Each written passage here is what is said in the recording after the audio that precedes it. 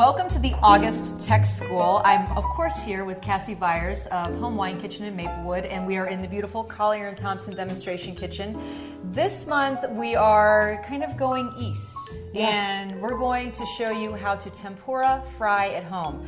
This is something that's so awesome to eat at a sushi bar. Get some tempura before you dive in. And it seems like something that might be kind of complicated, but it's actually super easy. It is very, very easy. There's just certain things, I think, with most cooking that you need to adhere to. You know, you'll ask, why do I have to do it this way? Why do you have to do this way? And I'm happy to tell you, but the thing is, don't skip those steps. Just like in baking, you need to weigh. Do everything that Cassie says. Yeah, in tempura, you need cold water. It just has to happen that way. Okay, well, explain it to us. Well, sure.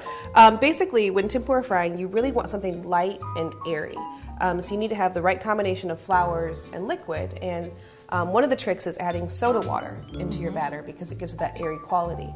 And keeping it cold keeps the flour from getting doughy and glutinous, which would just give you more of like a breaded consistency as opposed to that light, airy batter. And don't let it sit. No, you've got to move pretty quickly. Yeah. We're doing a really small batch today, but if you were doing a larger batch, I would always recommend keeping your bowl like on ice, so even the batter stays cold, or put the green beans in the fridge. Just kind of keep going in the fridge if you're doing multiple batches. Well, and as anybody who's had tempura before knows, you can tempura fry almost anything. Oh, sure.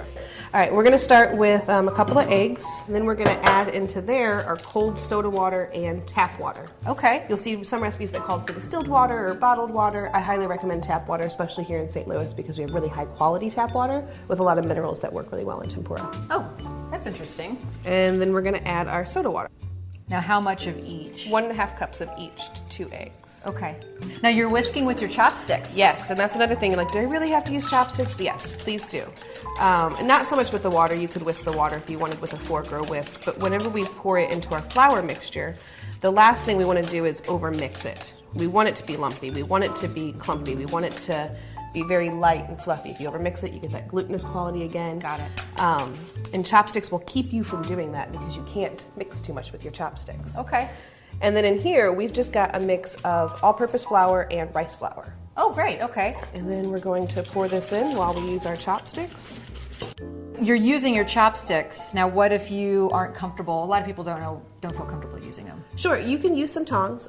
Just remember to keep using small batches because you don't want your oil to dip down too low because you'll get soggy batter. Okay. And chopsticks will force you to do small batches, but you can use tongs as well. So you just drop them in there? Just drop them in there, and once you get them in there, you want to kind of agitate the oil a little bit just to kind of keep things moving.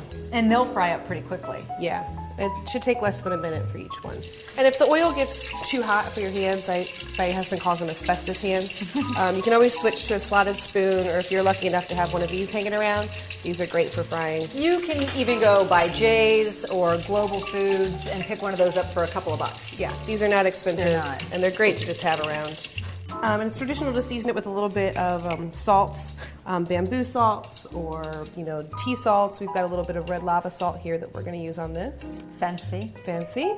And then check out the issue for great dipping sauce, and you can serve it with some shaved radish, and That's it? that's it. That's too easy. I'm sorry. Anybody can do this. That's my plan. Ha ha ha. They're hot. They just came out of the fryer.